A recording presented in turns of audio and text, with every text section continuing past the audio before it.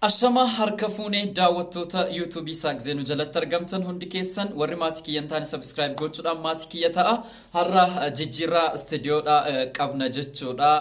Haala gaariidhaan duuba keenya irratti viidiyoowwan adda addaa isin daawwachiisa kan isin waliin turru ta'a. Egaa odeeffannoon keenya har'a akkuma beekamu ariifannaan woboon gara magaalaa Finfinnee to'achuudhaaf deemaa jiru ilaalchise viidiyoowwan waraabamaa turee fi magaalota inni to'ate isin daawwachiisna. Akkasumas odeeffannoowwan adda addaa waqtaawaa ta'e haala biyyattiin keessa jirtu waan tokko waliin dubbanna. Egaa jalqaba irratti kan isin daawwachaa jirtanu kuni viidiyoon kuni woboon guutummaan guutuutti godina Wallaggaa hunda isaa to'achuurra darbee magaalota gurguddaa bilxiginnaan mannee godhatte keessatti uummata Oromoo dararaa jirtu haala gaariidhaan to'ateeti jira jechuudha. Egaa waraanumti adda bilisummaa Oromoo uummata yaasee uummata gara dirreetti yaasee akkasumas immoo gaafiif deebii godha faana gaazexeessummaa kan inni hojjetaa turedha kan inni mul'ate jechuudha. Akkuma akkanumas illee jaalmarroon ji'a muraasaan duratti bakka eebba woboo irratti dubbii inni dubbatetu jira. Akkuma dubbataa ture guutuu godina Wallaggaa hunda erga to'ataniin booda ariifannaan isaanii gara Finfinnee to'achuu irratti baay'ee kan ariifataa jiranudha jechuudha. Waraanni adda bilisummaa Oromoo dachaadhaan illee guyyaadhaan illee haala gaariidhaan eebbifamaa jiru. Akkasumas immoo miseensonni adda bilisummaa Oromoo dachaadhaan kan dabalaa jirudha jechuudha. Egaa karra shananuutiin marfamtee jirti yeroo ammaa kana keessatti Finfinneeni. Bilxiginnaan Oromiyaa keessa jirtu amma guutummaan guutuutti jechuu yoo ba'amellee bakka ijoodhaa fi bakka bilxiginnaan qaqqabattee jirtu addi bilisummaa Oromoo to'annoo isaa jala oolcheeti jira. Warri bilxiginnaa taate hundi isaaniitu kaan biyyaa baqachuutti jiru, kaan ammoo bakka Finfinnee keessatti kan isaan baqataa jirantu jiru.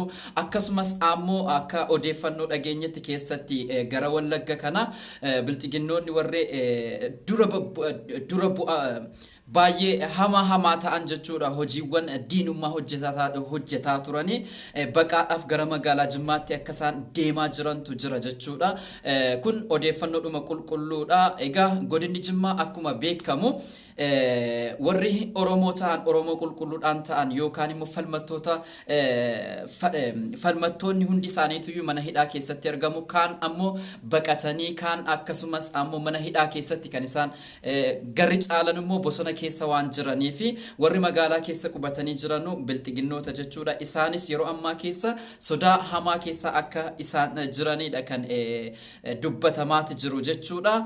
Egaa akkuma beekamu viidiyoo kana kan daawwachaa jirtanii godina Wallaggaa aanaa Gidaaminatti fakkaata yoon dogoggoruudhaa baadhee. Gidaamii keessatti hawaasa magaalaa sana jiraatu woboon waraana isaatii marsee akkuma kanaan dura falmaa ture mirga isaatiif hiree uummata Oromoo ofiin akka murteessuuf falmataa ture. Uummata isaa eebuu bilisummaa isaa waggaa hedduu eebbotaa ture. Keessatti iyyuu godina Oromiyaa godina Wallaggaa keessatti baay'ee humni mootummaa kanaan baay'ee kan miidhamaa turte jechuudha. Woboon achi qubatee guutummaan guutuutti Wallaggaan guutummaan guutuutti to'annoo erga oolchee ofii jala oolcheen booda hawaasa isaa haala itti gaafatamummaa qabuun haala dimokiraatawaa ta'een hawaasa isaa yeroo inni fedhii isaaniillee waan erga woboon magaalaa sana to'ate maaltu akka jiru magaalaa sana keessatti deemanii kan isaan interview godhaa turantu jiru. Asirra darbeellee addabaabaayii magaalota gurguddaa namoonni firii ta'ee akkuma argaa jirtan viidiyoo kanarratti dubartoonni illee gabaadhaa yeroo isaan galanu waan barbaachisaa ta'e bitatanii jechuudha. Akkasumas woboon guutummaan guutuutti meeshaa isaallee ofitti diratee kan inni magaalaa keessatti socho'utu mul'ata jechuudha.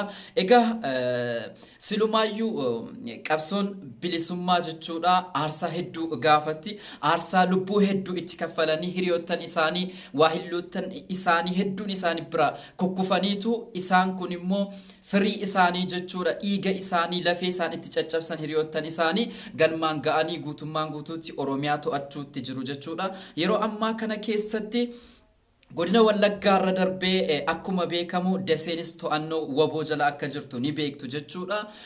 Walloon guutummaan guututti jechuun ni danda'ama to'annoo isii jala to'annoo waboo jala ooleet jira. Akkasumas godinni Shawaa harki caalaan to'annoo waboo jala galeet jira jechuudha. Yeroo ammaa kana keessatti magaalaan Finfinnee haala hamaadhaaf haala muddamaa keessa akkasiin seentee jirtudha. Keessatti erga labsiin yeroo muddamaa labsamee ummata Oromootii fi dhalattoota Oromoo akkasumas warra sabaan Tigree ta'an ukkaamsuunii fi keessatti faa ajjeefamanii kan gatamaa jiran keessatti dhalattoonni Tigree kan mul'ataa jira. Meeshaawwan gugurratanii warri amma faannoo jedhanii of moggaasanii biyyattiin kun akkasiin goolamtu godhaa jiran jechuudha. Godina Amaaraadhaa ka'anii naannoo Amaaraatii ka'anii gara Finfinnee seenuudhaan nutuyyuu juuntaanii barbadeessina abaawshanii barbadeessina hidhannoo keenya hin hiikannu gara magaalaa Finfinneetti seenna jedha kan jiran viidiyoowwan adda addaa suuraawwan adda addaa mul'ataa jira jechuudha. Akkuma beekamu biyyattii kana kan goolaati jiru saba Amaaraa sirna duraanii deebisuudhaaf yookaan sirna harmamuraadhaaf harkamuraa aanolee akkuma kanaan dura hayyoolii keenya abbootii keenya irratti taasifamaa ture. Sirna sana deebisuudhaaf abiyootummaa deebisuudhaaf tattaaffii isaan hin godhinin jiru jechuudha mootummaa kana waliin jechuudha. Egaa akkuma beekamu mootummaan kun erga aangoo qabatee waggaa sadaffaa xumuruudhaaf jira. Waggaa sadan kana keessatti yakka inni daguugaa inni ilmaan Oromoo irratti hojjete akkasumas Tigraay lammii Tigraay irratti hojjete kan seenaa yoomuyyuu barabaraan nuti warri dhalattoonni qubee jechuudha. Seenaa kana seenaa harmamuraaf harkamuraa aanoleeyyuu kan nuti dhagaa turre gara jabummaan isaa sadarkaa kana waan ga'u namatti hin fakkaatu jechuudha. Waan hedduu argaati jirra keessatti amma fakkeenya fudhachuu dandeessu sila nama kabajamuudhaa qabu abbaa artistii koomediyaanii beekama kabbee kabbitoo keessatti qabiyyee lafa Finfinnee irratti xiyyeeffatee kan inni koomedii adda addaa hojjetaa ture jechuudha. Abbaa isaa Salaalee Kuyyuu garba gurraachaatti erga hidhaadhaan dararaa turanii ilmi kan kee waboo keessa jira jechuudhaan mana hidhaa keessatti erga dararaa turanii engadda baasanii ajjeesanii nama silaallee jaarsa biyyaa kabajamuudhaa qabu keessatti abbaa artistii ta'uun isaallee artistii jechuun qabsoo ummata Oromoo keessaa meeshaa isa guddaa jechuun ni danda'ama keessatti haala Finfinneen itti saamamtee jiru kan haala diraamaadhaaf koomediidhaan baasee ummatatti beeksisaa turedha jechuudha kabbee kabbitoon jechuudha.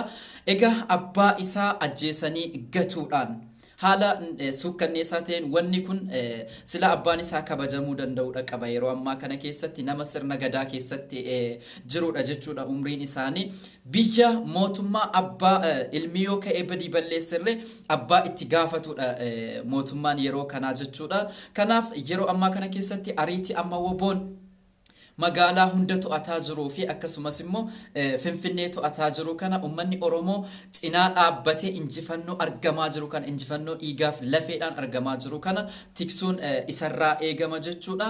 Egaa akkuma ilaalaa jirtan kana hawaasni gadi ba'ee yeroo woboon magaalaa to'ate sanatti hawaasni illee jechuudha bilisummaadhaan woboo waliin hiriiree haala magaalattiin keessa jirtu kan isaan daawwachiisaa jiru. Akkuma argaa jirtan kuni biiroo bilxiginnaa ture jechuudha. Bakka bilxiginnaan ijoollee Oromoo keessatti namoota hedduu itti gara jabummaadhaan ajjeesaa turtee fi yakka badii tokko malee yakka itti murteessaa turte jechuudha. Biiroo kana woboon jara keessaa kan ajjeese kan harka kennate kan baqate egaa kuno biiroo isaanii to'atanii jiru. Biiroo isaanii biiruma kan keenya waan ta'eef kunooti amma guutummaan guututti aanaan gidaamii woboo jalatti bulaa jirti jechuudha. Egaa hawwiin kan keenya inni guddaan guutuu Oromiyaa keessatti woboon aangoo qabatee dhiigaan akkuma jalqabe dhiigaan xumuree aangoo qabatee bilisummaadhaan ummanni Oromoo jiraachuudhaaf hawwiin keenya kana.